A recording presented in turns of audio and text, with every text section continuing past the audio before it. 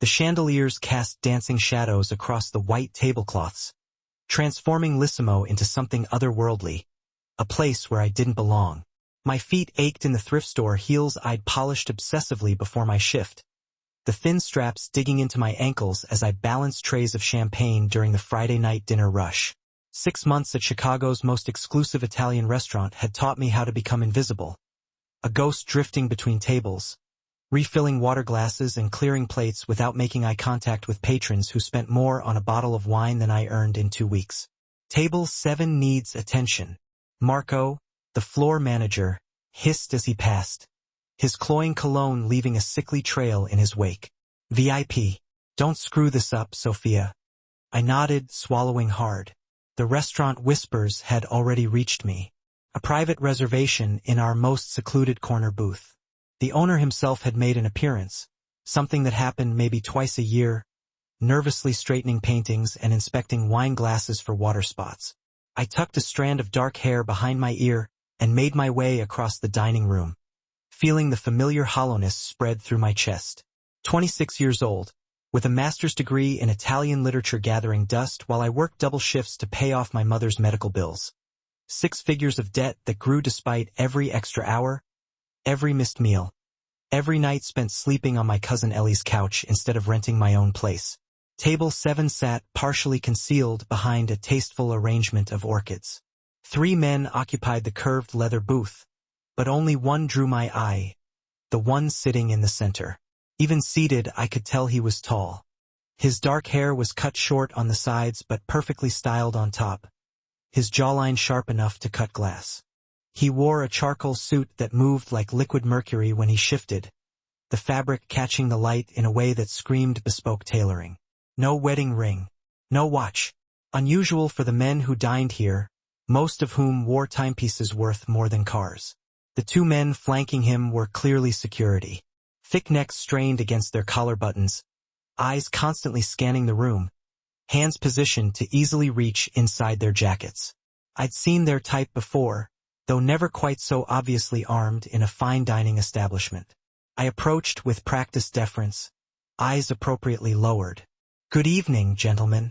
Welcome to Lissimo. May I bring you something to drink while you look at the menu? The security men didn't acknowledge me, but I felt the center man's attention shift, a tangible weight against my skin. I forced myself to look up, meeting eyes so intensely blue they seemed artificial, like something airbrushed for a magazine cover. I'd expected coldness there, but instead found something worse. Curiosity, he said in perfect Italian, his voice deep and smooth with a slight accent I couldn't place. Bring us your best Barolo, vintage 2010 or older. The floor manager, hovering nearby, looked panicked, ready to rush over and translate. Before he could intervene, I responded automatically in the language I'd grown up speaking with my Sicilian grandmother. Certainly, sir. We have a Demo Reserva from a winery that is exceptional. I can also recommend the 2006 Barolo Monfortino if you prefer something more structured. The silence that followed was absolute. The security men tensed, hands shifting subtly toward their concealed weapons. But it was the center man's reaction that sent ice through my veins. He froze completely, his glacial blue eyes narrowing as they studied my face with a new intensity. For 3 heartbeats, no one moved. Then his mouth curved into something not quite a smile. Dangerous ground I was treading. My grandmother was Sicilian. I lived with her until her death 3 years ago. He leaned forward slightly, the movement causing his security to mirror him. Come sit with me. What's your name?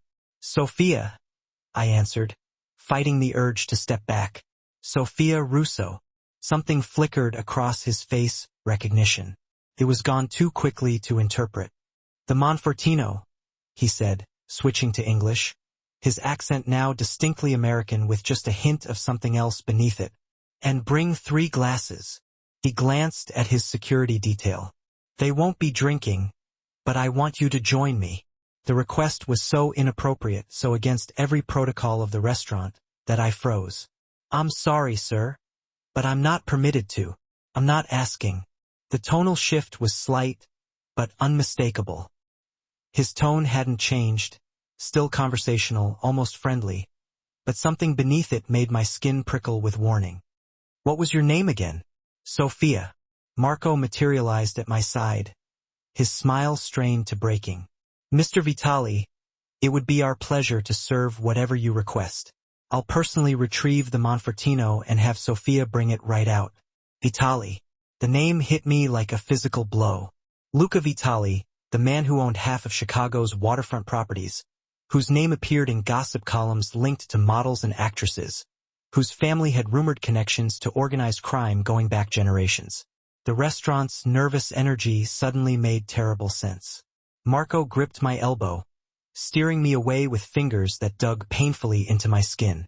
Once we were through the kitchen doors, he rounded on me. "Are you trying to get us all killed? When he comes here, you smile, you serve, and you get the hell out. You do not engage. You do not make eye contact. And you absolutely do not speak Italian to him like your old friends." I didn't know who he was. I whispered, my heart hammering.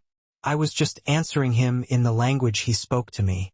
Marco ran a hand through his thinning hair. "Just bring the wine, pour it, and leave. No conversation. And for God's sake, don't sit down with him." I nodded, but as I carried the precious bottle on a silver tray, I couldn't shake the feeling that something irreversible had just happened. My life, already hanging by a thread, had somehow just become more precarious.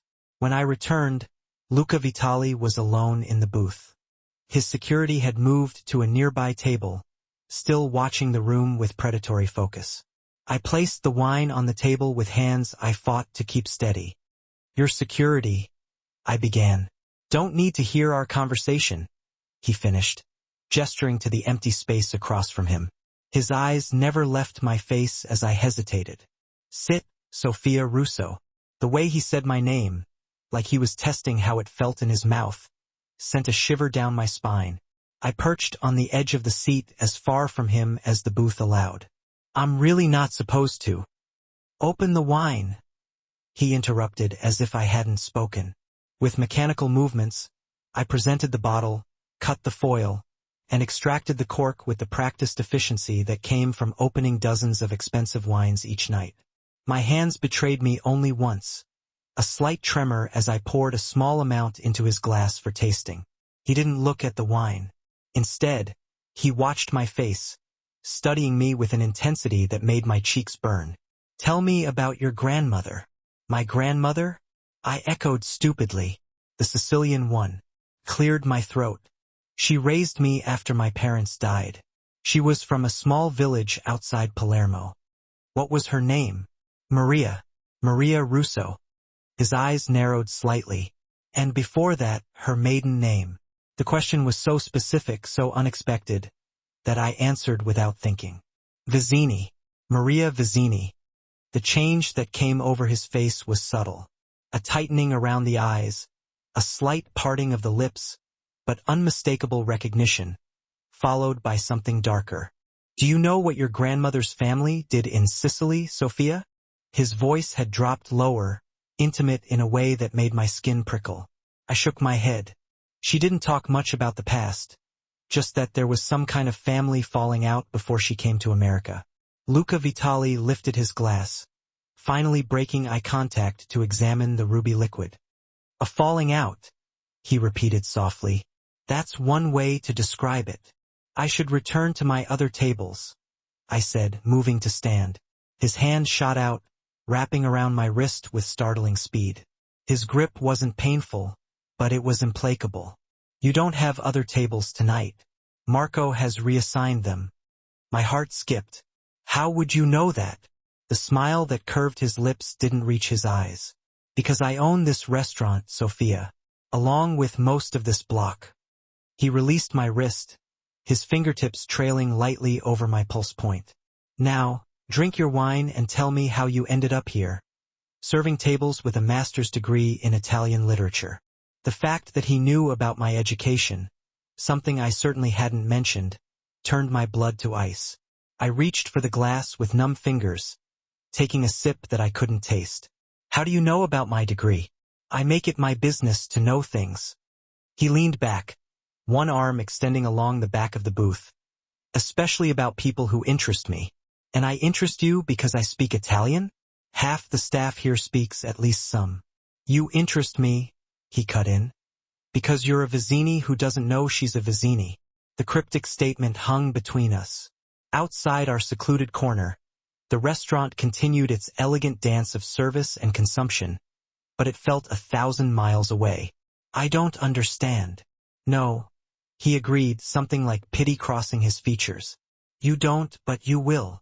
He lifted his glass in a small toast. To family histories, Sophia Russo, they have a way of catching up with us when we least expect it. I left Lissimo at midnight, declining Marco's offer to call me a taxi. The cool October air felt good against my flushed skin, clearing the fog of confusion that had settled over me during those strange hours at Table 7. Luca Vitali had kept me there for nearly 3 hours, asking questions about my life with an interest that seemed genuine but predatory. When he finally allowed me to leave, and it was very much him allowing it, he'd pressed a folded bill into my hand that I later discovered was $1,000. Consider it compensation for monopolizing your evening, he'd said, his fingers lingering against my palm. I tried to refuse, but he'd closed my fingers around it with his own. Take it, Sophia. You'll need it. Now, as I walked the 4 blocks to the L station, I couldn't shake the feeling of being watched. Twice, I turned to check the sidewalk behind me, seeing nothing but late-night stragglers and a couple arguing outside a bar. Still, the sensation persisted. I was fumbling for my transit card when a black Bentley with tinted windows glided to the curb beside me. My heart lurched as the back window lowered, revealing Luca Vitali's face, shadowed but unmistakable. Get in, Sophia. We need to continue our conversation. I'm going home, I said, backing away. Whatever you want to discuss can wait. Your apartment on North Richmond Street isn't safe tonight. He stated this like a simple fact. Neither is your cousin Ellie's couch. The mention of my cousin's name, of the place I actually slept, sent a jolt of pure terror through me. I froze, transit card clutched in my trembling hand. How do you? Get in the car, he repeated, his voice gentle but brooking no refusal. Please. It was the please that undid me.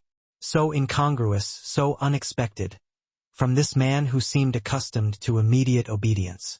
Before I could reconsider, I found myself sliding onto cool leather seats, the door closing behind me with the hushed precision of expensive engineering. As the Bentley pulled away from the curb, I realized I'd just made a terrible mistake. A mistake that would change everything. The interior of the Bentley smelled like leather and something woody, sandalwood perhaps. Luca Vitali sat beside me a respectable distance away, but the confines of the car made his presence overwhelming. His driver and one of the security men occupied the front seats, separated from us by a privacy partition that rose silently at the touch of a button. You're frightened? Luca observed, his eyes reflecting the passing streetlights. You shouldn't be. You know where I live, where I sleep, what I studied in college, I said, pressing myself against the door. Men like you don't gather that information without a reason, and the reasons are rarely good. A smile ghosted across his lips. Men like me, powerful men, dangerous men. I swallowed hard. Men connected to organized crime. Instead of denying it, he merely tilted his head. Your grandmother never told you about your family? Nothing at all. She told me they had olive groves in Sicily, that she left after some kind of dispute. I watched his face for a reaction. But that's not true, is it? The olive groves existed, he conceded. As for the dispute, he reached into his jacket and removed a silver flask, taking a small sip before offering it to me. I shook my head. Your grandmother's brother, Antonio Vizzini, was once one of the most powerful men in Palermo. The family had interests in shipping, construction, waste management. The euphemisms weren't lost on me. They were mafia. They were businessmen who operated outside conventional regulations, he corrected smoothly. Your grandmother was Antonio's younger sister, his favorite sibling. When she fell in love with Carlo Russo, a policeman investigating the family, Antonio considered it a betrayal. In his world, there were lines you didn't cross. My head spun.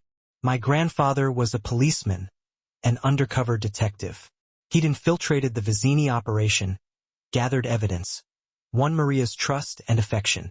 Whether he truly loved her remains debated. Luca's eyes never left my face. When Antonio discovered the deception, Carlo fled to America with Maria, who was pregnant with your father. They changed their identities, disappeared. That's impossible, I whispered. My grandparents came here legally, through Ellis Island. They had documentation forged quite expertly, with help from rivals of your uncle who were happy to assist in humiliating him. Antonio spent decades looking for them, but they'd vanished completely. The Bentley turned onto Lake Shore Drive, the dark expanse of Lake Michigan visible through the tinted windows. We were heading north, away from both my apartment and Ellie's place. If what you're saying is true, I said slowly, how do you know all this? And why do you care about a family feud that happened before I was even born? Luca was quiet for a long moment, his profile sharp against the passing lights of the city. The Vizzini and Vitali families have a complicated history. Rivals, sometimes allies, occasionally enemies. When certain rumors reached me about a Vizzini descendant working in my restaurant, I was curious. So this is what? A courtesy call, a history lesson? My fear was giving way to confusion, then anger. Why tell me my family's allegedly criminal past? Why say my apartment isn't safe? Because Antonio Vizzini died 3 days ago in Palermo, he said quietly. And with his death, certain old protections expired. I slid down my spine. What protections? Your grandmother's brother never stopped looking for his sister. When he finally tracked her to Chicago 15 years ago, she was already a widow. You were what, 11? He discovered she'd lost her daughter-in-law and son, your parents, in that car accident, that she was raising you alone. The car slowed as we turned into the circular drive of a high-rise overlooking the lake. Modern and glass-fronted, it screamed exclusive and expensive. Antonio made a decision, Luca continued. Instead of revealing himself to Maria, instead of bringing her back to Sicily or exacting revenge for her betrayal, he chose to protect her from afar. He established certain boundaries, made it known that the Russo woman and her granddaughter were untouchable. My throat felt tight. I don't understand. Your grandmother may have hidden her past from you, but others knew exactly who she was, who you are. His eyes were intent on mine. When Antonio died, those protections died with him. Certain people with long memories and old grudges see you as both vulnerable and valuable. Valuable how? I managed to ask as the car stopped. The Vizzini bloodline carries weight in certain circles, particularly a direct descendant of Antonio himself. But I'm not. You are. Luca's voice was final. Your father wasn't Carlo's son. He was Antonio's. The revelation hit me like a physical blow. That's not possible. Maria and Antonio were always unusually close. When she fled with Carlo, she was carrying her brother's child. A final betrayal Carlo allowed to protect her. The timing of her pregnancy confirms it. My stomach churned with nausea. You're lying. I have no reason to lie, Sophia. His voice had softened. This is your heritage, ugly as some parts may be. The driver opened my door, letting in a rush of cold lake air. I stepped out automatically, finding myself in a private underground garage. Sleek vehicles lined the walls, a Maserati, 2 Ferraris, another Bentley. Where are we? I asked, wrapping my arms around myself. My residence, Luca said, emerging from the car behind me. You'll stay here tonight. I'm not staying with you, I said, backing away. I don't know you. You know me better than you think. He nodded to his security, who retreated to a discreet distance. And you're staying because there's a team of Calabrian enforcers watching your apartment right now. 3 more are at your cousin Ellie's place in Wicker Park. Fear gripped me again, sharper this time. Ellie is fine, he assured me. My people are watching their people. No one will move against your cousin as long as they think you might return there. The elevator required both a key card and a fingerprint. As we ascended, I pressed myself into the corner furthest from Luca, mind racing. Why are you helping me? I finally asked. If there's some Mafia blood feud, what do you care? Luca's eyes met mine in the mirrored wall. Your uncle and my father had an arrangement. I'm honoring it. What kind of arrangement? Complicated one. The elevator doors opened directly into a sprawling penthouse apartment, minimalist and elegant, with floor-to-ceiling windows overlooking the lake and city. You'll take the guest suite tonight. We'll sort out more permanent arrangements tomorrow. Permanent? I shook my head. No, I'm leaving in the morning. I'm gonna check on my cousin, pack a bag, and get out of Chicago. Luca moved to a bar cart, pouring amber liquid into 2 crystal tumblers. Running won't help, Sophia. The people looking for you have resources. International resources. He held out a glass, which I reluctantly accepted. Your only protection now is association with someone they fear more than they desire revenge. And that's you? I asked, not bothering to keep the skepticism from my voice. What makes you so special? Something dangerous flickered in his eyes. The Vitali family has spent generations ensuring that question never needs to be asked. He drank, watching me over the rim of his glass. Your uncle understood that, even if you don't. I set my untouched drink on a side table. I need to call Ellie to warn her. Already taken care of. My people contacted her with a cover story about a gas leak in her building. She's staying with a friend tonight. He gestured down a hallway. The guest room is the second door on the right. Bathroom is en suite.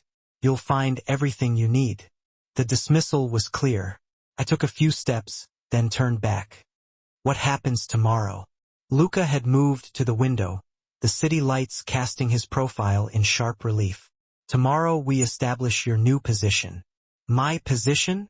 In my organization, under my protection. His eyes met mine, cool and assessing. The only question is what that position will be. The implication sent heat rushing to my face. If you think I'm going to get some rest, Sophia, he interrupted. We'll discuss the details in the morning. The guest room was larger than my cousin's entire apartment, decorated in shades of cream and pale blue. The attached bathroom gleamed with marble and chrome. On the bed lay a silk pajama set with the tag still attached, my size exactly. The sight of those pajamas, the presumption that I would stay, that I would wear what he provided, sent a fresh wave of anger through me. I was being managed, handled, controlled, by a man I'd met mere hours ago. I checked the bedroom door. No lock, the windows sealed shut. 40 floors up, it didn't matter anyway. My phone had died hours ago, and I'd left my charger at Ellie's. I was effectively cut off, trapped in this beautiful cage with a man who dealt in threats and cryptic statements about my apparently incestuous family history. I sat on the edge of the bed, finally allowing the tears that had been building all night to fall. My grandmother, the woman who'd taught me to make cannoli and recite Dante, had been living a lie. My entire identity was built on fabrications. A soft knock at the door made me quickly wipe my eyes. I expected Luca, but instead found a middle-aged woman with a kind face and a tray. Mr. Vitali thought you might be hungry, she said, setting down a plate of pasta and a glass of water. Thank you, I managed. Do you live here? She smiled. I'm Mr. Vitali's housekeeper. I live in the staff quarters downstairs. She glanced behind her, then lowered her voice. He's not as frightening as he seems at first, not to those under his protection. After she left, I picked at the pasta, a perfect cacio e pepe that would have been delicious if I'd had any appetite. Eventually, exhaustion overcame fear and confusion. I showered in the marble bathroom, reluctantly put on the silk pajamas, and slid between sheets with a thread count higher than my bank balance. Despite everything, sleep came quickly, dragging me under into uneasy dreams filled with Sicilian shadows and blue eyes that followed me through unfamiliar streets. I woke to sunlight streaming through windows that had been dark when I fell asleep. Someone had opened the automated blinds remotely, another reminder that nothing here was under my control. A soft knock preceded the same housekeeper bearing a tray of coffee and pastries. Mr. Vitali asked me to tell you there are clothes in the closet. He'll meet you in the dining room when you're ready. She hesitated. He's been on calls to Sicily since dawn. The closet revealed more evidence of planning. Jeans in my size, sweaters, blouses, even underwear with tags from expensive boutiques. All of it exactly right. A fact that was both impressive and deeply unsettling. I chose the simplest items I could find: jeans, a cream sweater, flat leather boots. Looking in the mirror, I barely recognized myself. The expensive clothes transformed me from harried waitress to someone who belonged in this penthouse. It was a costume, a disguise that fit too well. I found Luca in a dining room dominated by a table that could seat 20, though only one place was set at the far end from where he sat, with a laptop and several phones arrayed around him. He was wearing a casual charcoal sweater, an item of clothing that probably cost more than a month's worth of my rent, and it made him look younger, less intimidating than the sharply dressed figure from the previous night. The illusion of approachability vanished the moment he looked up. Those piercing blue eyes were just as intense in the daylight. "You slept well." It wasn't really a question. It was more of a statement. As well as could be expected after being kidnapped and having my family history revealed as a complete fabrication. His mouth quirked in a ghost of a smile. "I didn't kidnap you, Sophia. I offered you protection that you desperately needed. Protection from threats that exist only on your say-so." I took the seat farthest away from him. "For all I know, you completely invented this whole story about my grandmother. Your suspicion is healthy," he said, closing his laptop, "but ultimately unnecessary. Everything I've told you can be verified." He slid a manila folder across the table toward me. "Starting with this." Inside were photographs, old ones, the paper yellowed with age. A young woman, unmistakably my grandmother, stood beside a handsome, serious-faced man on what appeared to be a Sicilian street. More photos of the same man with other people at what looked like business meetings and various social gatherings. "Antonio Vzini," Luca supplied. "Your grandfather, though he was introduced to the world as your great-uncle." I stared at the man's face, searching for any familiar features, any familial resemblances. The shape of his eyes, perhaps, or the set of his jaw. These don't prove anything. Keep looking. Beneath the photos were newspaper clippings in Italian. My translation skills were a bit rusty, but I managed to decipher key phrases: Vicini organization, police investigation, Carlo Russo, undercover detective. The final item in the folder was a birth certificate, my father's, with Carlo Russo listed as the father, but with a birth date that made the timeline highly suspicious, assuming my grandparents had only just arrived in America at that point. "This could all be fabricated," I said, but even to my own ears, my voice lacked conviction. "It could be," Luca agreed, "but it isn't." He poured coffee from a gleaming silver pot. "I understand your reluctance to accept this, Sophia, but time is a luxury we don't have. The men who are looking for you won't wait for you to come to terms with your ancestry." I wrapped my hands around the coffee cup, welcoming the comforting warmth it offered. "What do they want from me?" "Some want revenge for old betrayals. Others see you as a potential asset, the last Zini, someone who could be useful in reclaiming lost territory and old allegiances in Sicily." He watched me carefully over the rim of his cup. "All of them underestimate the lengths I'll go to in order to keep promises made to your uncle." "What exactly did you promise my uncle?" The word uncle felt foreign on my tongue, a connection to a man I'd never known existed until yesterday. Luca set down his cup with deliberate precision. "Antonio saved my father's life during a territorial dispute back in the 90s. Years later, when my father was dying, Antonio came to him with a request: to ensure that his bloodline remained protected, no matter what happened to him." "And your father agreed?" "My father understood the importance of family, of legacy." Something dark flickered across Luca's features. "When I took over after his death, I inherited all of his obligations, including this one." I pushed away from the table. "Well, now you've warned me. Consider your obligation fulfilled. I'll leave Chicago today." "And go where?" Luca asked calmly. "These people have connections all across the country. International reach. You'd be looking over your shoulder for the rest of your life." "I'll take my chances. Your cousin won't have that luxury." Those words stopped me cold. The moment you disappear, Ellie becomes leverage to draw you out. Nausea churned in my stomach. You said she was safe. She is, while you remain under my protection. He stood, circling the table with a predatory grace that made me instinctively step backward. I'm not your enemy, Sophia. Then what are you? My jailer? My bodyguard? I raised my chin. You said something last night about my position in your organization. What exactly did you mean by that? He smiled, but the expression didn't reach his eyes.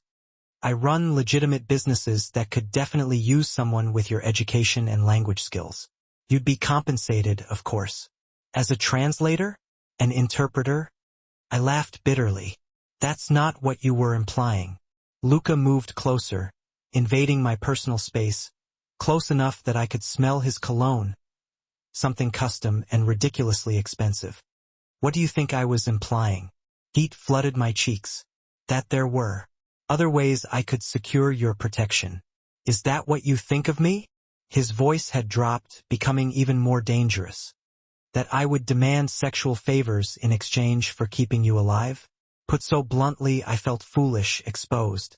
I don't know what to think of you. I don't know you. No, he agreed. You don't. But I know you, Sophia Russo. I've had people watching you for months. Ever since Antonio first informed me of his declining health. The revelation sent a chill through me. You've been stalking me. Protecting you, he corrected. Even before you knew you needed protection. He reached out, tucking a stray strand of hair behind my ear with a casual familiarity that made me flinch. You work double shifts to pay your mother's medical bills. You sleep on your cousin's couch to save money. You visit your grandmother's grave every Sunday with white lilies. You read poetry in the park during your lunch breaks. You've been alone for so long, carrying burdens no one should have to carry by themselves. Each intimate detail of my life, recited in his smooth, low voice, felt like a profound violation. Stop it. Why? He tilted his head slightly. Because it frightens you to be seen? His hand lingered near my face, not quite touching. Or because it frightens you that I'm the one seeing you? I stepped away, putting the dining table between us, creating a physical barrier. What happens if I refuse your protection? If I just walk out that door right now? Luca's expression hardened, becoming cold and implacable. I'd have someone follow you, of course. Try to keep you alive for as long as possible. But eventually they would find you. The Calabrians aren't known for their mercy, especially toward women they believe have cheated them of what's rightfully theirs. And what about you? I challenged. What do you believe is rightfully yours? Something dangerous, something predatory, flickered in his eyes. I believe in earning loyalty, not demanding it. In protecting what's mine, not exploiting it. I'm not yours. Not yet. He agreed with unsettling confidence. But we both know you have nowhere else to go. A sharp knock at the door interrupted whatever response I might have made. One of Luca's security men entered, murmuring something in rapid Italian that I couldn't quite catch. Luca's expression darkened further. When? He demanded. 20 minutes ago. The cousin's building. My heart stuttered in my chest. Ellie? What about Ellie? Luca turned to me. Get your coat. We need to move now. What's happened? I grabbed his arm, panic rising. You said she was safe. And she will be, if we hurry. He gripped my shoulders, his fingers digging in slightly. Listen carefully, Sophia. Ellie returned to her apartment to get some clothes. My people spotted Calabrians watching the building. We need to extract her before they make a move. The next 20 minutes passed in a chaotic blur. The elevator ride down. The tense walk through the garage. The dark Bentley with its silent, efficient driver.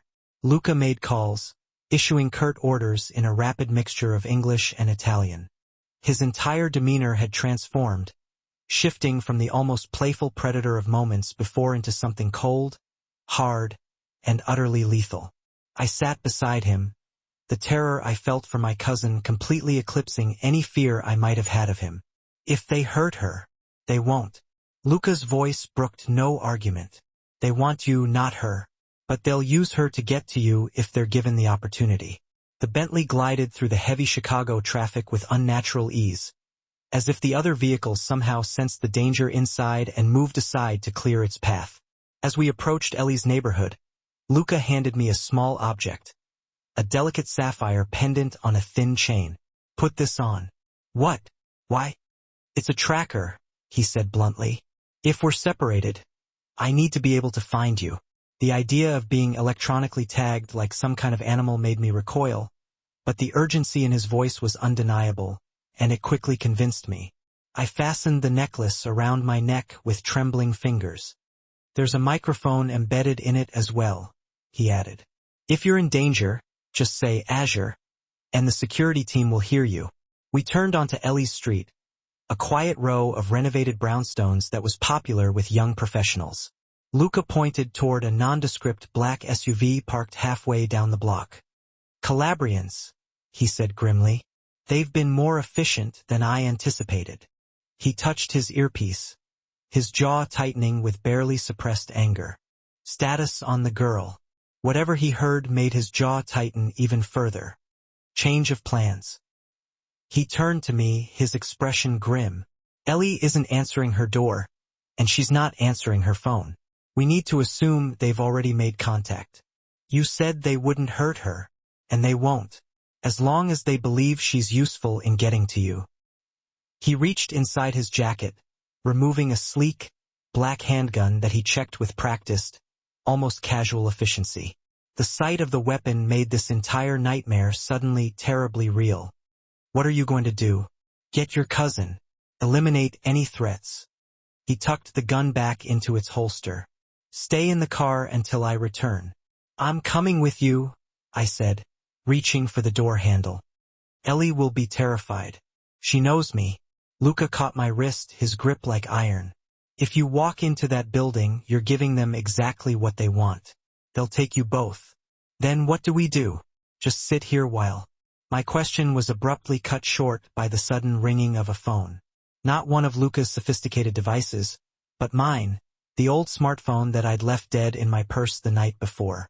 Somehow, inexplicably, it was now charged and ringing insistently. Luca nodded curtly for me to answer it, pressing a button on his expensive watch, a gesture that I strongly suspected meant he was recording the call. Hello. My voice sounded thin, weak, and filled with a barely suppressed fear. Sophia. It was Ellie's voice, high-pitched and trembling with panic. Soph, there are men here. They say they're looking for you. They won't let me leave. Ellie, are you hurt? I gripped the phone tighter, my knuckles turning white. Have they touched you? No, but they... Her voice was abruptly cut off, replaced by a man's voice, heavily accented and laced with menace. Ms. Russo, a pleasure to finally speak with you. The voice was cultured, almost pleasant, but I could hear the barely veiled threat beneath the polite surface. I believe we have a mutual acquaintance in Luca Vitalale. Luca's eyes narrowed dangerously at the mention of his name. He held out his hand, silently demanding the phone, but I shook my head, refusing to relinquish it. Who is this? I demanded, my voice trembling slightly despite my best efforts. Someone with a vested interest in your family's legacy. Someone who believes that legacy has been mismanaged. There was a pregnant pause. I would like to discuss this with you in person.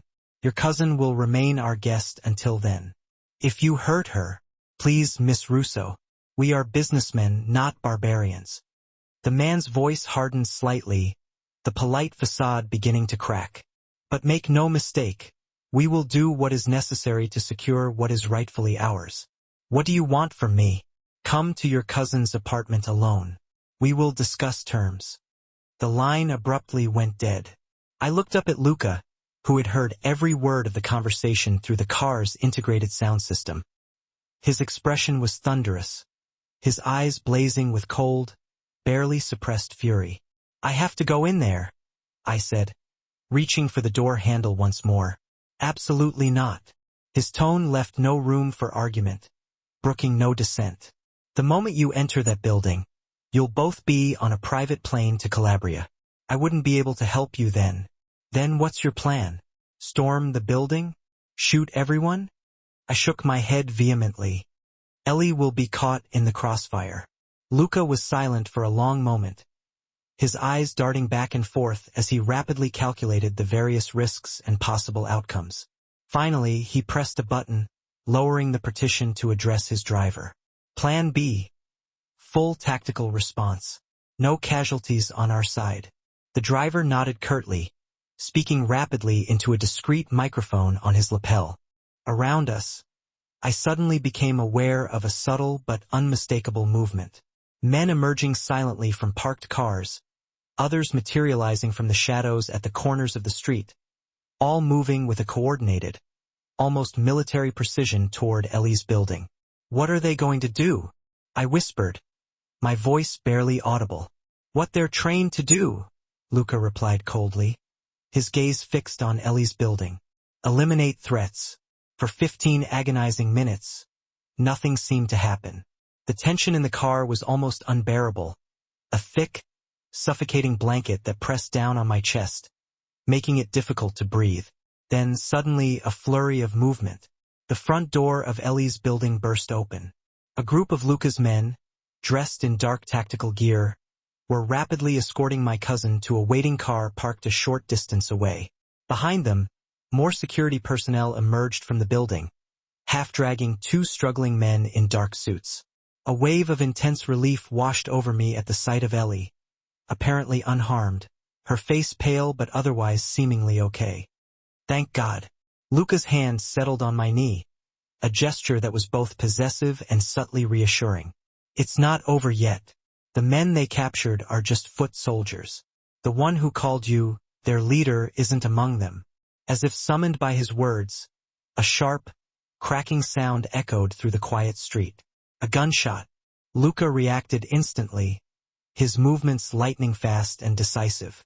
He shoved me down into the footwell of the car, shielding me with his body as the driver accelerated away from the curb, tires screeching in protest. More shots rang out, one hitting the Bentley's rear window with a dull, sickening thud. Bulletproof glass.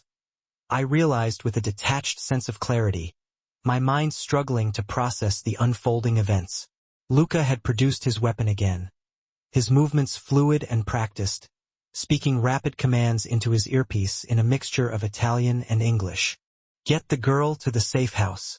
We've got company. The Bentley careened wildly around a corner, throwing me against Luca's legs.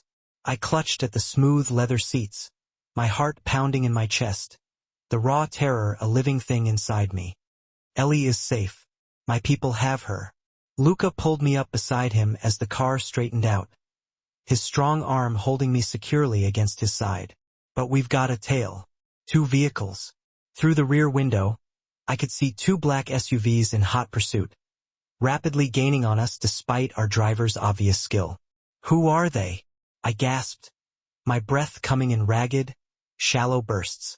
The man who called you is named Giancarlo Bianca. He believes he has a legitimate claim to the Vicini territories through a rather convoluted marriage alliance from 2 generations ago. Luca's voice was clinically detached, as if he were discussing the intricacies of a complex business deal.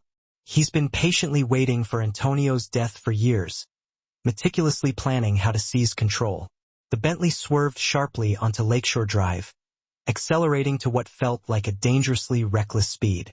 One of the pursuing vehicles fell back, but the other stubbornly maintained its distance, its driver clearly skilled and determined. He sees you as the key to legitimizing his claim, Luca continued, his gaze never leaving the rearview mirror. With the last of the Vicini blood under his control, certain old alliances would be forced to recognize his authority. Under his control? What does that even mean? My mind was struggling to grasp the implications of what he was saying. Luca's cold eyes met mine, his expression as unyielding and impenetrable as glacier ice. It means he would force you to marry him, or his son, a political alliance sealed in blood. The sheer barbarism of it, the medieval concept of forced marriage as a power play, left me speechless, my mind reeling. This couldn't be real. Such things didn't happen in 21st century America. My people need a little more time to secure a perimeter, Luca said grimly, his voice cutting through my shocked thoughts. We need to lose our tail. He leaned forward slightly, speaking to the driver in rapid Italian. The man nodded curtly, making a sharp, unexpected turn off the main road into a tangled network of narrow side streets. The pursuing SUV followed relentlessly, steadily closing the distance between us. If they catch us, I began, my voice trembling with fear. They won't. Luca's arm tightened protectively around me, his grip almost painful. But if something goes wrong, remember what I told you. Say Azure, and my team will find you. Why are you doing this? I whispered, my voice barely audible above the roar of the engine. Risking your life and the lives of your men, for someone you barely even know. For a fleeting moment, something almost tender crossed his otherwise impassive features. I told you, I made a promise. It's more than that, I insisted, my voice rising slightly. No one does this just for a promise alone. There has to be something else. The Bentley screeched around another tight corner, momentarily losing our pursuers in the maze of streets. Luca took advantage of the brief reprieve, turning fully toward me, his gaze intense and unwavering. Your uncle and I met several times in the last few years of his life, he said quietly, his voice softening slightly. He spoke often of the granddaughter he had never known, the last of his bloodline. He showed me photographs, surveillance photos, just like the ones I later commissioned. He was incredibly proud of you, of your resilience, your intelligence, your strength. The idea that this unknown man, my biological grandfather, had been watching me from afar, silently taking pride in my accomplishments, sent a strange, unexpected pang of emotion through my chest. During his final visit to Chicago, Luca continued, his voice low and carefully controlled, Antonio asked me to drive him past your restaurant. He watched you through the window for nearly an hour. It was the closest he ever allowed himself to get to you. Tears suddenly pricked at my eyes, unexpected grief for a connection I'd never even known existed. Why didn't he tell me? Why keep the truth hidden from me all these years? Because he believed you deserved the normal life that his sister had sacrificed everything to give you. Luca's voice softened even further, losing some of its usual hard edge. And because he feared that knowing the truth would put you in exactly the kind of danger you're in now. The pursuing SUV suddenly reappeared in the side mirror, closer than before, its presence a dark and ominous threat. Luca cursed under his breath, his eyes narrowing. They're persistent, he muttered, then spoke sharply to the driver in rapid Italian. Clan C, the warehouse. I clutched the sapphire pendant at my throat, the cool smoothness of the stone strangely comforting. What's Plan C? The smile Luca gave me was grim, devoid of humor. We stopped running and faced them on our terms, not theirs. The warehouse district loomed ahead, a desolate landscape of abandoned industrial buildings casting long, dark shadows in the late morning light. The Bentley slowed, turning into what appeared to be a derelict shipping facility, its facade crumbling and neglected. Heavy steel doors rolled open automatically as we approached, their movements slow and deliberate, closing silently behind us with an ominous finality. Inside was not the empty, cavernous space I had expected, but a fully operational base of operations, bristling with vehicles, sophisticated equipment, and at least a dozen heavily armed men who snapped to attention as Luca emerged from the car. Status, he demanded of a tall, muscular man who approached with a distinctly military bearing. Perimeter secure, snipers in position on the surrounding rooftops. The cousin is at location 2 with medical personnel standing by. Casualties, one of ours with minor injuries, 3 of theirs, condition unknown. Luca nodded curtly, his hand gently resting at the small of my back, guiding me toward a glass-walled office located in the corner of the vast warehouse. How many vehicles in pursuit? 2 confirmed. Estimated 8 to 10 hostiles. And Bianca is definitely present in the second vehicle, according to facial recognition. Something dangerous, something cold and predatory, gleamed in Luca's eyes. Perfect. Inside the office, a bank of monitors displayed live security feeds from cameras positioned around the exterior of the building. I watched with growing horror and a rising sense of dread as the two black SUVs finally pulled up outside the warehouse, their occupants emerging with weapons clearly visible. "You planned all of this?" I said, my voice barely above a whisper. "You deliberately led them here." "Of course." Luca casually removed his expensive jacket, revealing a sleek shoulder holster and the black gun nestled securely within it. "It's always better to deal with a viper like Bianca on ground I control, rather than allowing him to keep hounding us indefinitely." "Deal with him? What does that even mean? You mean kill him?" The calm, almost detached way he discussed the possibility of murder made my blood run cold. Luca's dark eyes met mine, his expression unreadable. "I mean, negotiate from a position of strength. Violence is always a last resort, Sophia, never a first impulse." On the monitors, the men outside were rapidly positioning themselves around the warehouse doors, preparing for what looked like an imminent assault. Their leader, a distinguished-looking man in his late 60s with silver hair and an impeccably tailored overcoat, remained near one of the vehicles, speaking intently into a cell phone. "That's Bianca," Luca confirmed, following my gaze. "Old school. Very traditional in his methods and expectations." "What does he really want from me?" I asked, my voice trembling slightly. "Can't just be about marriage. It's about legitimacy, about bloodlines and the power they carry in our world." Luca's expression darkened, becoming even more grim.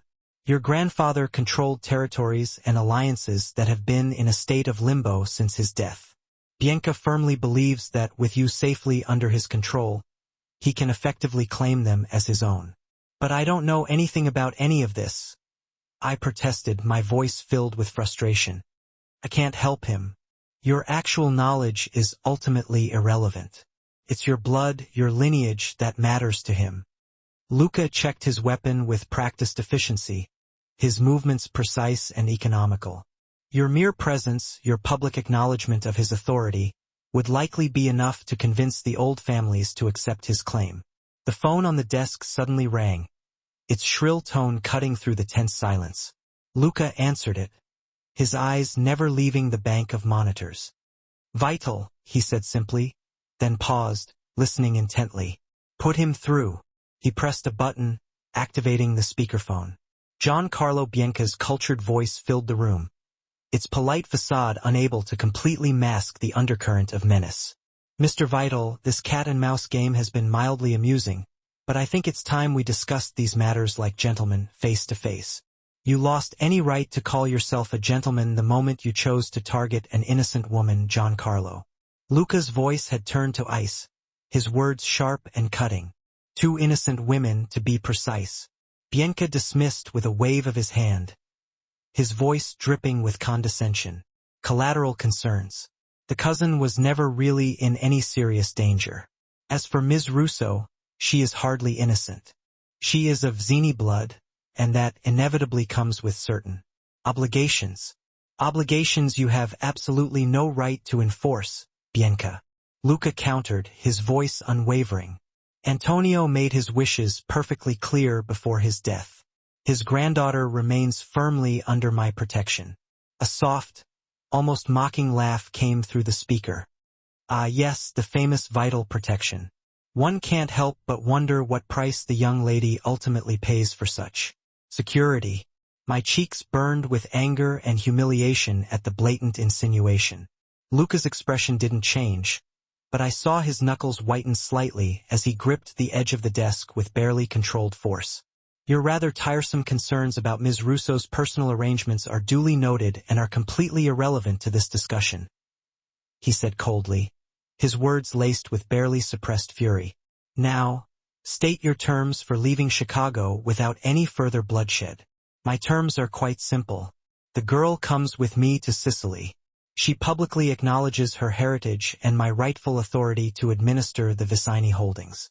In exchange for that, her cousin remains unharmed, and you, my dear boy, get to avoid a bloody and protracted war that your father was wise enough to prevent." Luca's short laugh was as sharp and brittle as broken glass. "Antonio would sooner see all of his territories burned to the ground than hand them over to you, Giancarlo. We both know that. Antonio is dead, Luca, Bianca said flatly, his voice devoid of emotion. And his wishes died along with him. The girl comes with me or I will take her by force. You have exactly 5 minutes to decide. The line went dead with a click. Luca turned to me, his dark expression completely unreadable, his eyes filled with shadows. Do you understand what he's actually proposing? He wants to use me as a puppet, I said, my voice barely above a whisper, a wave of nausea washing over me. To steal my grandfather's territories, whatever those even are. Shipping routes, construction companies, waste management contracts, import-export licenses. Luca's eyes never left mine, his gaze intense and unwavering. All legitimate businesses now, but with histories that give them a rather special status in certain influential circles. Together, they're worth billions of dollars. The sheer scale of what was at stake, of what my unknown grandfather had apparently controlled, was absolutely staggering, difficult to even comprehend. And if Bianca manages to gain control of them, he'll undoubtedly strip them for assets, dismantle the charitable foundations Antonio established, and ruthlessly use the proceeds to rebuild the criminal empire your grandfather spent the last decades of his life painstakingly dismantling. Luca's voice hardened, his words like a cold slap in the face. Hundreds of people would lose their jobs. Entire communities that have come to rely on the Vizzini's support and philanthropy would suffer immeasurably. My head spun with the sheer weight of the implications, an almost overwhelming sense of responsibility crashing down on me. What happens if I just walk away from all of this? Disappear somewhere he can't find me? You'd be looking over your shoulder for the rest of your life, always waiting for the inevitable moment when they caught up with you. And the countless people who depend on Antonio's protection would be left vulnerable and completely at the mercy of whatever Bianca decided to do with them. The crushing unfairness of it all suddenly hit me like a physical blow, stealing my breath and leaving me gasping. This isn't my world. I didn't ask for any of this. Few of us get to choose the legacies we inherit, Sophia. Something that almost resembled compassion flickered across Luca's face, softening his harsh features. But we all ultimately have to decide what we're going to do with them.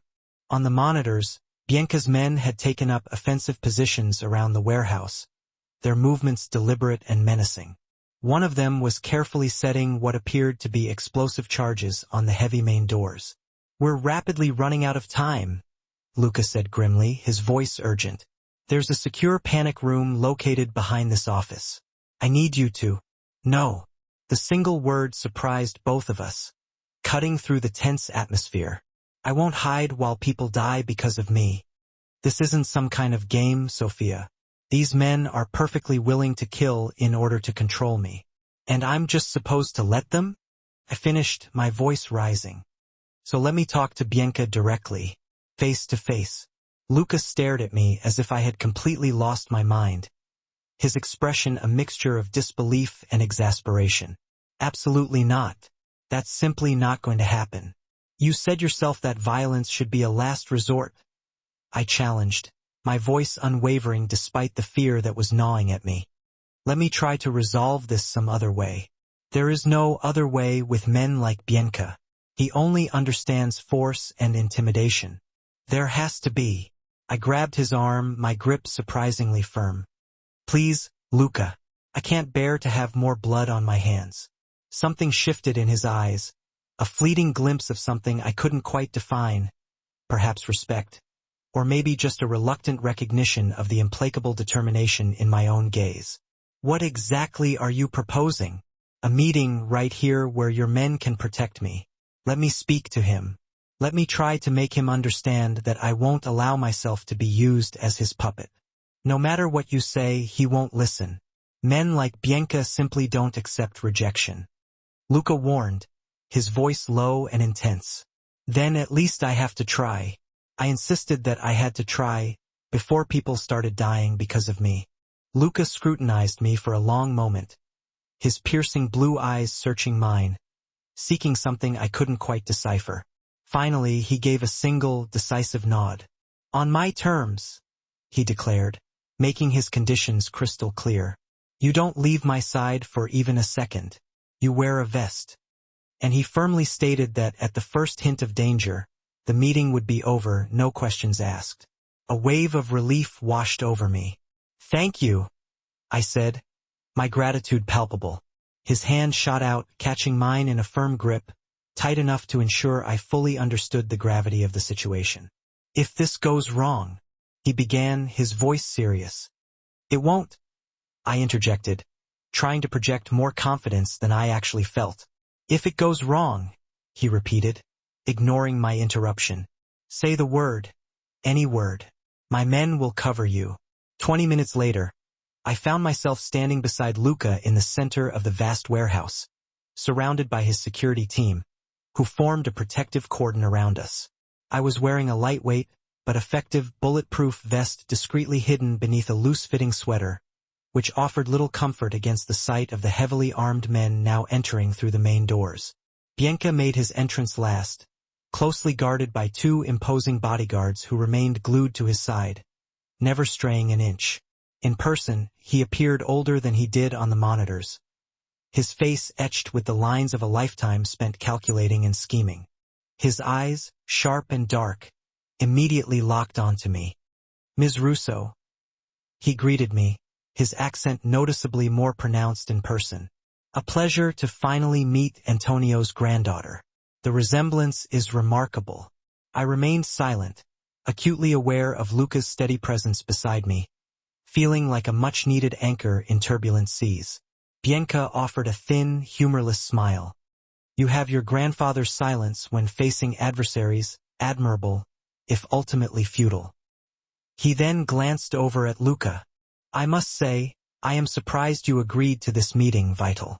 It seems unlike you to take such unnecessary risks." "Ms. Russo requested the opportunity to address you directly," Luca replied coolly, his voice even and controlled. "I respect her enough to grant that request." "How gallant," Bianca said, his tone dripping with sarcasm. His gaze returned to me, carefully assessing. "Well then, my dear, what is it you wish to say?" I swallowed hard, struggling to find my voice. "I want you to understand that I will never help you claim my grandfather's legacy. Not voluntarily and certainly not by force." A rather bold statement from someone with so little understanding of the situation, Bianca countered, taking a step closer, though still maintaining a prudent distance from Luca's men. "Do you imagine this is about choice? About what you want?" "I know it's about power," I retorted, meeting his gaze head-on. "About using me to get what you couldn't take from my grandfather while he was still alive." Something dangerous flashed in the older man's eyes, a spark of barely contained rage. "Careful, girl," he warned. "You speak of matters you don't comprehend." "I understand enough," I said, drawing strength from Luca's silent support. "I understand that my grandfather chose Luca to protect me and his interests. That choice wasn't random or arbitrary.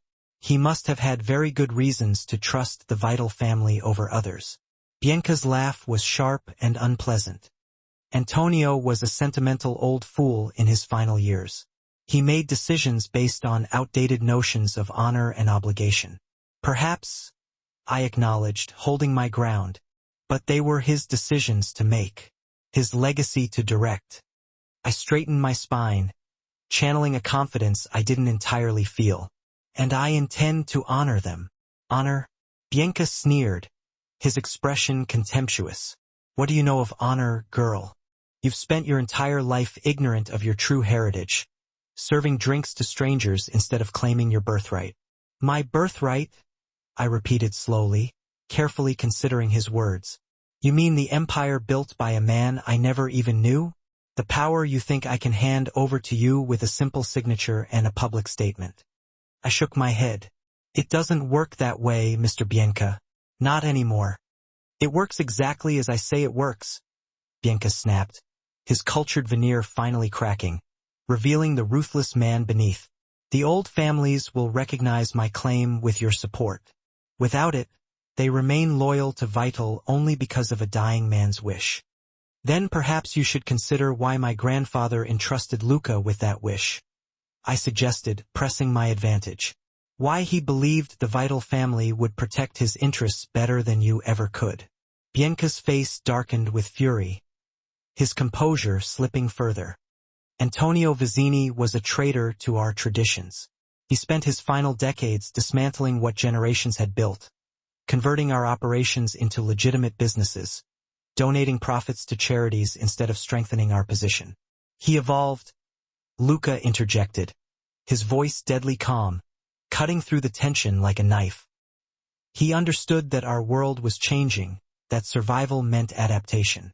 You never learned that lesson, Giancarlo. Adaptation? You call it adaptation to abandon our ways? To kowtow to authorities and pretend we're ordinary businessmen? Bianca's disgust was palpable, almost radiating off him. Your father would be ashamed of what you've become, Vital. Something dangerous flickered in Luca's eyes, a hint of the darkness beneath his controlled exterior, but his voice remained steady. My father understood what Antonio understood, that our future depends on building something that can last in the light, not clinging to shadows that grow thinner every year. I glanced between them, suddenly realizing that this confrontation was about far more than me. It was about two conflicting visions for a world I'd never even known existed. One clinging fiercely to traditions of power and violence, the other seeking some form of legitimacy without entirely abandoning its roots. It doesn't matter, Bianca said finally, regaining his composure. The girl comes with me. The old families will support whichever of us controls Antonio's bloodline. And if I refuse? I asked, my voice barely a whisper. Bianca smiled coldly, a truly chilling expression. Then Mr. Vital's considerable security forces will be tested against mine. Perhaps they'll even prevail today. But tomorrow, next week? Can he protect you forever, Miss Russo? Can he protect your cousin, your friends, everyone you care about? A cold shiver ran down my spine at the implied threat, the blatant challenge. Luca tensed beside me, his hand moving subtly toward his weapon, ready to defend me. There's another option, I said quickly, desperate to prevent the situation from escalating into violence. One that honors my grandfather's wishes while acknowledging the concerns of the old families. Both men looked at me, their faces mirroring similar expressions of surprise. I'm listening, Bianca said cautiously, intrigued despite himself. I took a deep breath, steeling my nerves. A partnership between the Vital operations and whatever legitimate interests you control, managed jointly, with profits shared according to investment and contribution. Luca stiffened beside me, his body language radiating disapproval. Sophia, he began, warning me. I pressed on, ignoring his protest. My grandfather clearly wanted his businesses to continue under Vital protection. But if the old families have concerns about succession and tradition, perhaps a formal alliance would address them. A partnership, Bianca repeated slowly, his expression calculating, weighing the potential benefits. With you as a signatory, acknowledging both our interests, with me acknowledging that change doesn't have to mean abandoning everything that came before. I clarified, hoping to find some common ground. A bridge between the old ways and the new.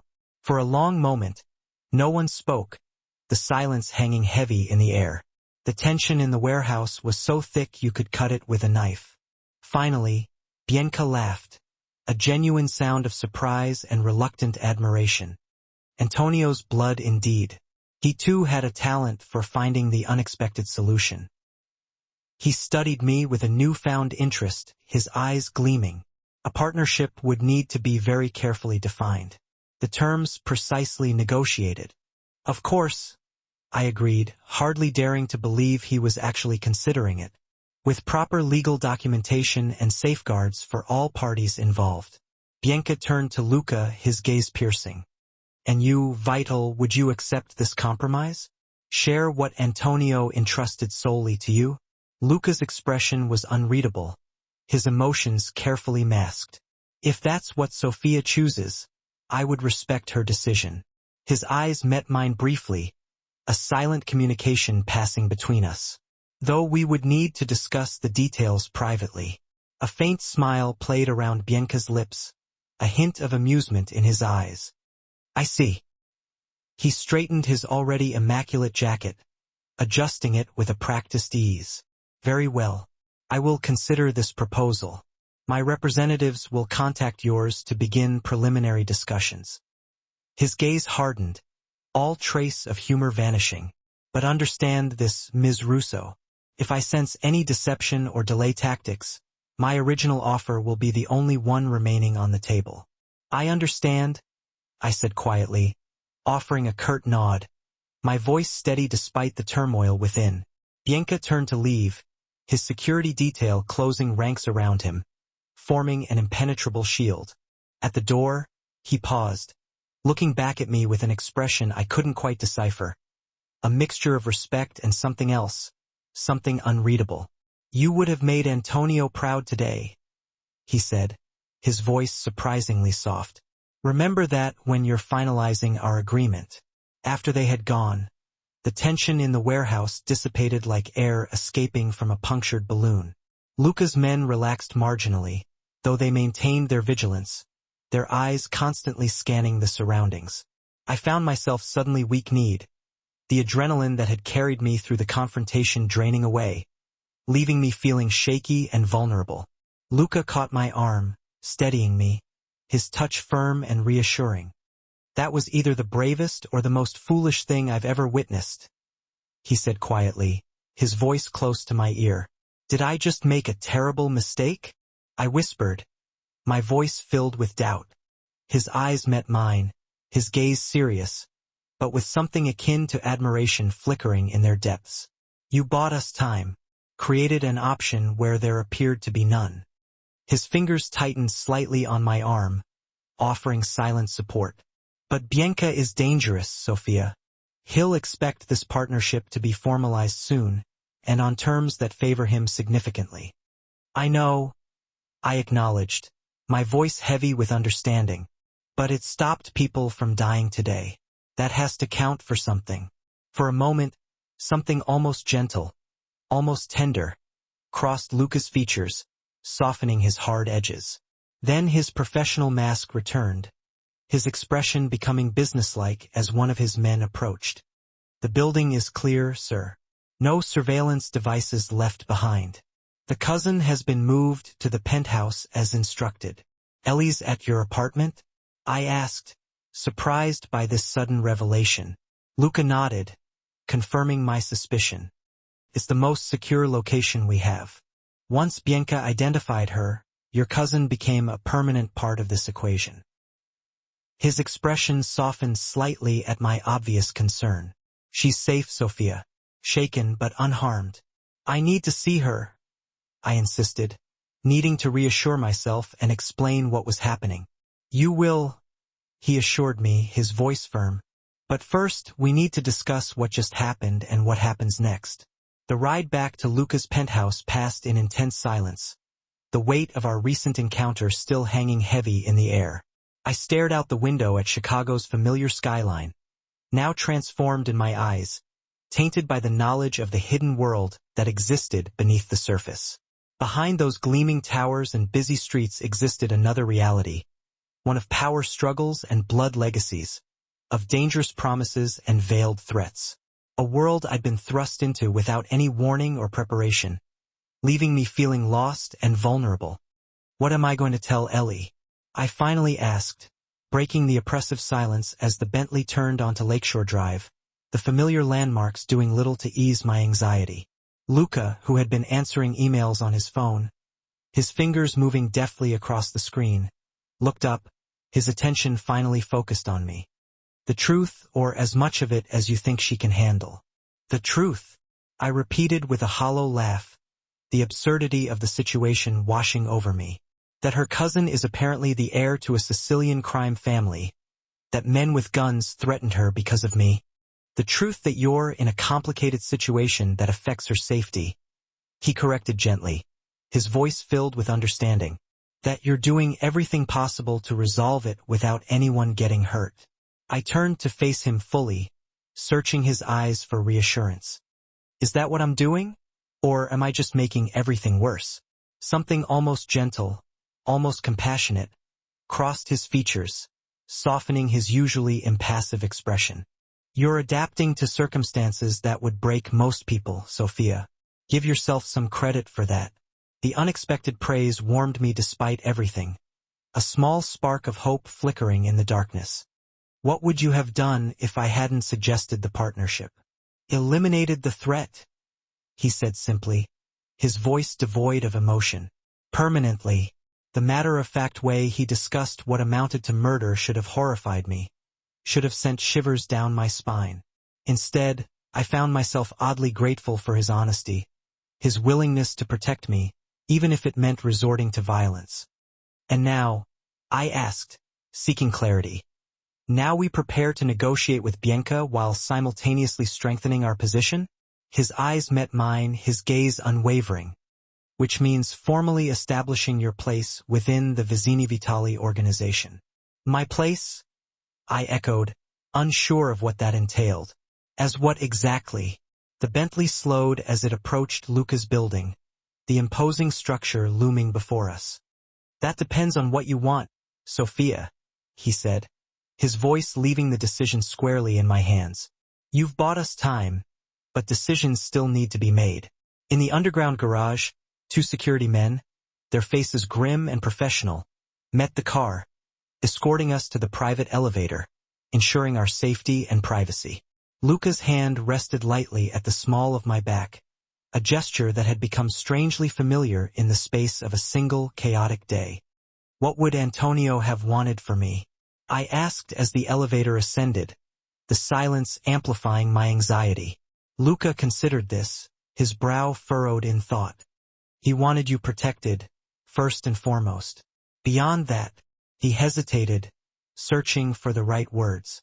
I believe he hoped you might eventually take an interest in what he built, not the original operations but what they became, the legitimate businesses, the foundations, the charitable trusts. He was proud of the transformation. The elevator doors opened directly into the penthouse, revealing the opulent space beyond. Before I could respond, a blur of motion crashed into me, knocking the breath from my lungs. Ellie, her face tear-streaked but otherwise unharmed, wrapped me in a desperate hug, clinging to me as if her life depended on it. Sophia, oh my God, what is happening? She cried, her voice filled with fear and confusion. These men came to my apartment asking for you, and then other men with guns showed up, and now I'm in this crazy penthouse with people who won't tell me anything except that you're coming. And breathe, Ellie, I soothed, holding her tight, trying to reassure her. I'm here now. You're safe. She pulled back, her eyes wild and darting around the room. Safe? Soph? Men with guns took me from my apartment. They said it was for protection. But what the hell is going on? Who is this guy? She gestured at Luca, who had stepped back to give us space, respecting our need for privacy. Why does everyone keep talking about your family in Sicily? I looked over her shoulder at Luca, who gave me a slight nod, granting me permission to tell her what was happening before disappearing down the hallway, leaving us to talk privately, to sort through the chaos and confusion. Leading Ellie to the plush couch, I prepared to tell her the truth. I took a deep breath, steeling myself for the task ahead. It's complicated, and honestly, I only learned about most of it yesterday. But I'm going to tell you everything I know. For the next hour, I explained the impossible story that had become my life, the whirlwind of events that had swept me off my feet. My grandmother's secret past, Antonio Vicini's hidden identity as my grandfather, the power vacuum created by his death, and the very real danger it had placed us both in.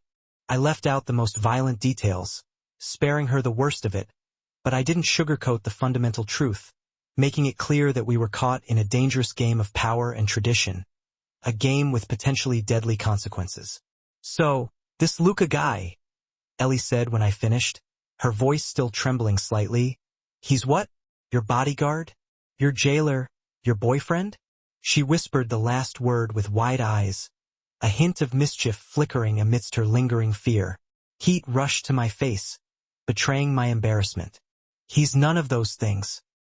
He made a promise to my grandfather to protect me, and he's honoring it. Uh-huh, Ellie said, her expression unconvinced, a knowing look in her eyes despite her lingering fear. And the way he looks at you is just professional concern? What are you talking about, Elle? I asked, feigning ignorance. The man hasn't taken his eyes off you since you walked in. Even when he's pretending to be busy across the room, he's watching you, she said, her voice teasing. I glanced toward the kitchen, where Luca stood talking quietly with his security chief, his profile sharp against the afternoon light. As if sensing my gaze, he looked up, our eyes meeting briefly before I quickly turned away, my heart skipping a beat. It's not like that, I insisted, trying to dismiss her suggestion. He's responsible for me, that's all. Ellie raised an eyebrow, clearly not buying my explanation.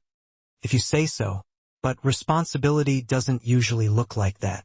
Before I could respond, Luca approached, his expression serious, his presence filling the room. Sophia, we need to discuss next steps. Bianca's representatives have already made contact. That was fast, I said, surprised by the speed of his response. He's eager to formalize the arrangement before I can change your mind, Luca said, his tone neutral. He glanced at Ellie, acknowledging her presence. Perhaps your cousin would like to rest. The guest room is prepared. Ellie stood, her earlier fear giving way to protective indignation. I'm not leaving Sophia alone. She won't be alone, Luca assured her, his tone deliberately gentle, soothing her concerns. But the conversation we need to have involves legal and financial details that would put you at risk if you were questioned about them later. I squeezed Ellie's hand, reassuring her. It's okay. I'll be fine. We can talk more after. Reluctantly, Ellie allowed one of Luca's staff to lead her to the guest room I had occupied the night before, a safe haven in the midst of the storm. Once she was gone, Luca guided me to his home office, a sleek and modern space with breathtaking views of both the vast expanse of the lake and the glittering cityscape, a testament to his wealth and power. Bianca is moving quickly, he said, gesturing for me to sit in one of two leather chairs positioned before a minimalist glass desk. His lawyer contacted mine an hour ago with a preliminary proposal. What does he want? I asked, bracing myself for the inevitable demands. 40% ownership of all Vizzini holdings, board positions in the 3 largest companies, and a formal introduction to the old families with you publicly acknowledging his role as your advisor and partner. Luca's expression remained neutral, betraying none of his thoughts or feelings, but I sensed his disapproval, a subtle tension in his posture. And what do you think? I asked, seeking his opinion. I think it's excessive, but not unexpected, he admitted, offering an honest assessment of the situation. He sat across from me, his posture relaxed but alert, his eyes constantly evaluating. The question is, what do you want, Sophia? What do I want? I laughed bitterly, the sound tinged with despair. I want my normal life back. I want to not be responsible for billion-dollar enterprises I know nothing about. I want my cousin safe, and I want this nightmare to be over. And if those aren't options? He pressed gently, his voice compassionate. I met his gaze, my eyes filled with a mixture of fear and determination. Then I want to honor my grandfather's wishes to protect what he built, what he transformed his empire into. I hesitated, a wave of anxiety washing over me. And I don't want anyone else hurt because of me. Something like approval flickered in Luca's eyes, a subtle acknowledgement of my commitment. Then we counteroffer. 20% ownership for Bianca, advisory board positions only, and a formal introduction that acknowledges his historical connection to the Vizzini family without granting him any authority over you. Will he accept that? I asked, skeptical that Bianca would agree to such a significantly reduced offer. Not initially, Luca admitted, his expression realistic. But it gives us room to negotiate while my people finish compiling evidence of his less-than-legitimate operations. Evidence? I echoed, surprised by this revelation. A cold smile touched Luca's lips, a hint of the ruthlessness that lay beneath his polished exterior. Insurance. In case Bianca decides a partnership isn't enough after all. The casual way he discussed leverage and threats should have disturbed me, should have reinforced my fear and uncertainty.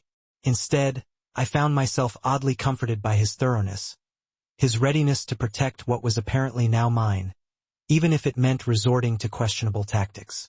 There's something else we need to discuss, Luca continued, his expression growing even more serious, his tone conveying the gravity of the situation.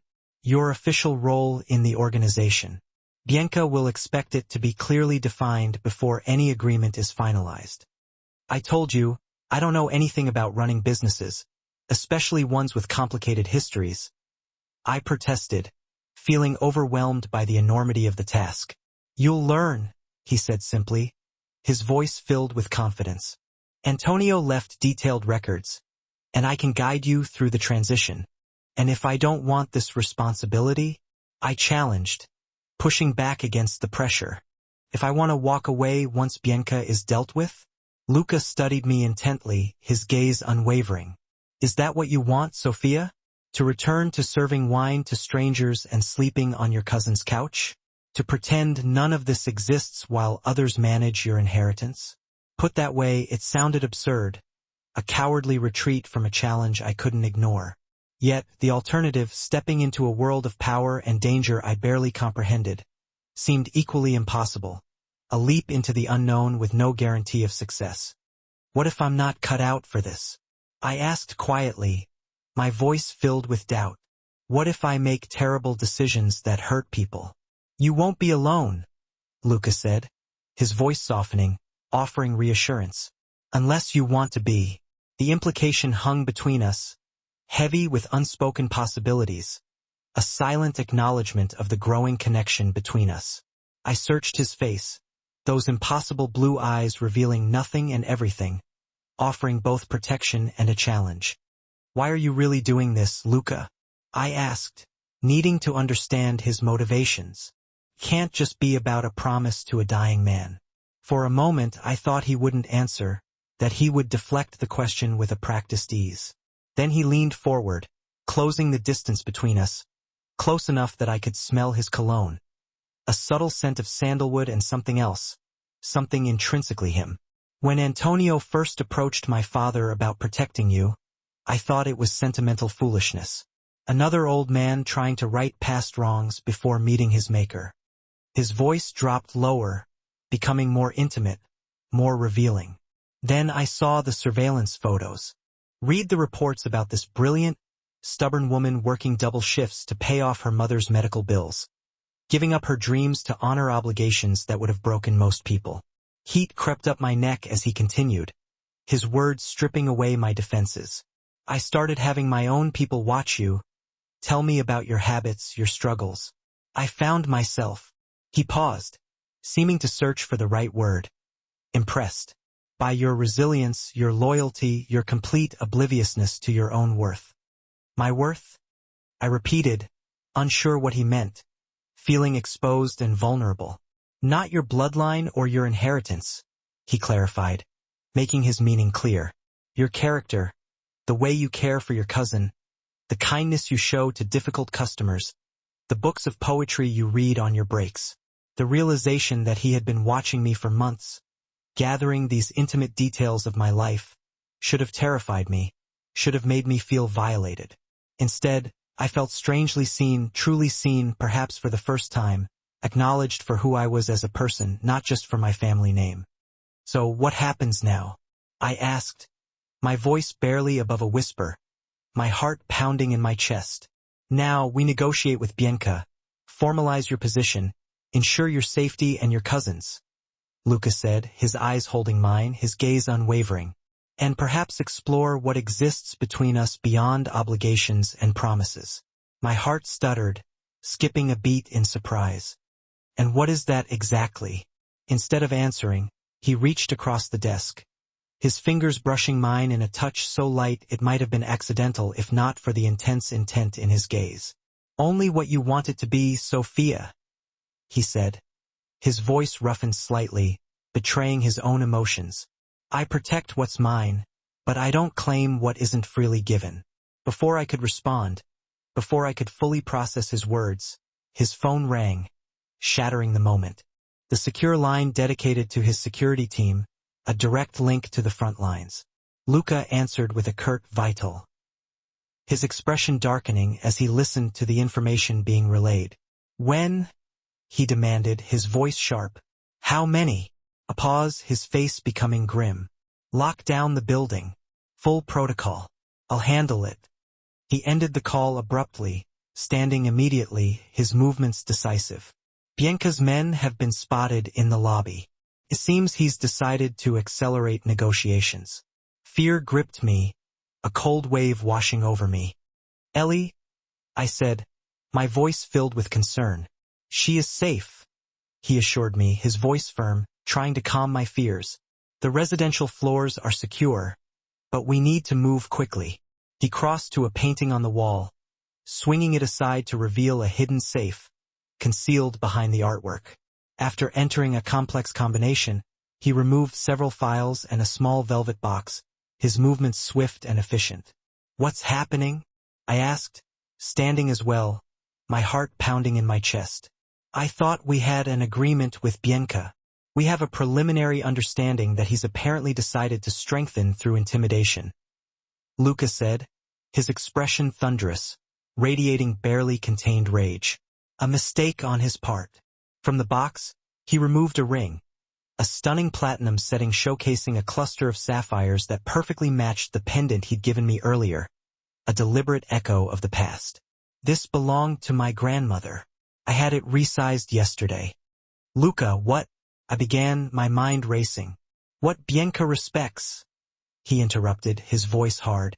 Only two things, power and tradition. He held the ring between us, a symbol of both. A formal alliance between our families would force him to back down without bloodshed. It would make any move against you an act of war against both families. This is insane, I whispered, my voice barely audible. We barely know each other. I know enough, he countered, stepping closer, his presence overwhelming. I know you're brave enough to face a man like Bianca to protect others, smart enough to find solutions where there seem to be none, strong enough to adapt to a world turned upside down in the space of a single day. My head spun with the impossibility of it all, the sheer audacity of his proposal. And what do you get out of this arrangement? I asked, needing to understand his motivations, his true intentions. Something dangerous and possessive flashed in his eyes, a glimpse of the man beneath the surface, the ruthless protector. Everything worth having, he said, his voice low and intense. Before I could respond, a soft knock at the door preceded the entrance of his security chief, his face grim. Sir, Bianca is requesting a meeting. He's in the lobby with 6 men. Luca never took his eyes from mine, his gaze holding me captive. Tell him Ms. Russo and I will receive him in 30 minutes. Standard security protocols. After the man left, Luca held out the ring again, the sapphires sparkling in the dim light. Your decision, Sophia. Say the word, and I'll find another way to handle Bianca.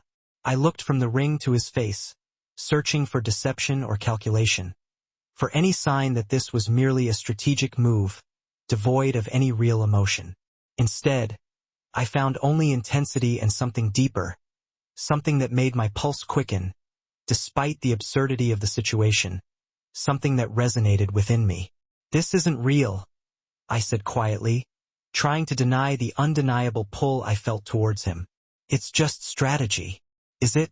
He asked, stepping closer, invading my personal space, his presence both intimidating and alluring. Perhaps it began that way, a solution to an immediate problem. But I don't make offers I'm not prepared to honor fully, Sophia. You don't even know me, I protested weakly, my voice trembling slightly. I know the essentials, he countered, his eyes searching mine. The rest we have time to discover. In that moment, standing in the fading afternoon light of his opulent penthouse office, with danger pressing in from all sides, I made a decision that would alter the course of my life forever. A decision driven by instinct and a desperate hope for a better future. I held out my hand, offering him my trust. Yes, I said, my voice filled with a mixture of fear and determination. The ring slid onto my finger with perfect precision, as if it were always meant to be there, the cool metal warming quickly against my skin, becoming a part of me. Luca's fingers lingered, tracing the pulse point at my wrist in a gesture both possessive and reverent. a silent promise of protection and something more, something that hinted at a deeper connection.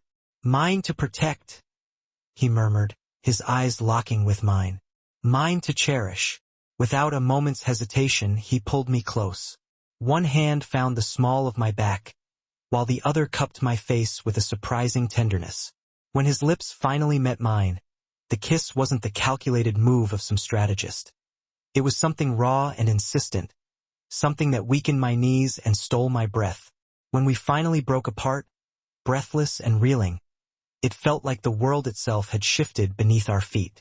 Whatever game we'd been playing, whatever dance of power and protection we'd been engaged in, had just morphed into something far more dangerous, far more real.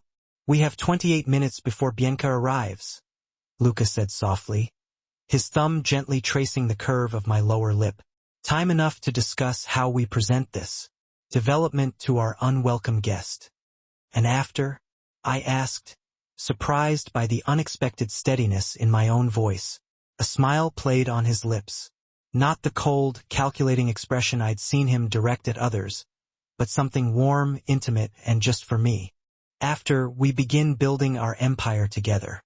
3 months later, I stood at the window of what was now our penthouse, lost in the sight of snow falling over the dazzling Chicago skyline.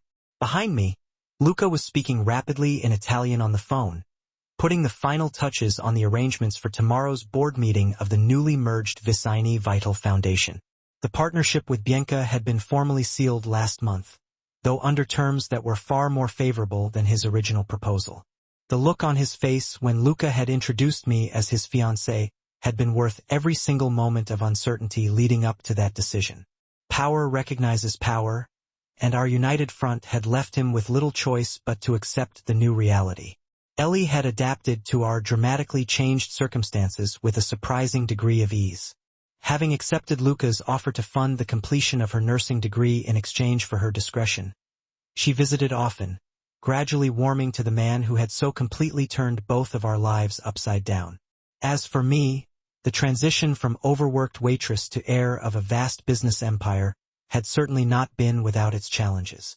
There were still days when I felt like a complete imposter, faking my way through board meetings and financial reviews with the ghost of my unknown grandfather looming over my shoulder. But Luca had been true to his word, guiding me through the whole transition with a patience I wouldn't have expected from such a powerful man. And at night, when the business of empire building was finally set aside, we discovered what else existed between us beyond mere strategy and convenience. What had started as a simple act of protection had gradually evolved into passion, then partnership, and finally into something far deeper that I was still struggling to fully understand and name. "The meeting is set," Luca said, coming up behind me and wrapping his arms possessively around my waist. He rested his chin on my shoulder as we both gazed out at the snow-covered city. "The Palermo representatives arrive tomorrow morning." I leaned back against his chest, feeling the reassuring solidity of him. Are they still concerned about my lack of experience? They're concerned about everything, simply their nature. His lips brushed softly against my temple. "But they'll recognize your authority as soon as they meet you. Antonio's blood runs stronger in you than anyone anticipated." "Sometimes that terrifies me," I admitted, voicing the uncomfortable fear that I might have inherited more than just his looks or his stubbornness. That somewhere deep inside me, I possessed the capacity to become what he was in his early years. Luca turned me to face him, his eyes suddenly serious. "We all have the capacity for darkness, Sophia. The only question is what we choose to do with it." His hand came up to cup my cheek gently. "You've already chosen to transform what you inherited, just as Antonio did in his later years, to build rather than destroy." My fingers traced the strong lines of his face, still discovering the hidden map of this man who had so unexpectedly become the very center of my new world. "With your help, always," he promised, capturing my hand and pressing a tender kiss to the palm. "Mine to protect, mine to cherish. Yours," I agreed softly. The word no longer sounded frightening, but liberating. In choosing him, in choosing this life, I had discovered a strength I never even knew existed within me. The strength not just to survive, but to truly thrive in this dangerous and beautiful world we now ruled together. Outside, the snow continued to fall, blanketing the city in a pristine layer of white that transformed even its harshest edges into something magical. A new beginning, a clean slate on which to write our shared future. One decision, one day, one kiss at a time.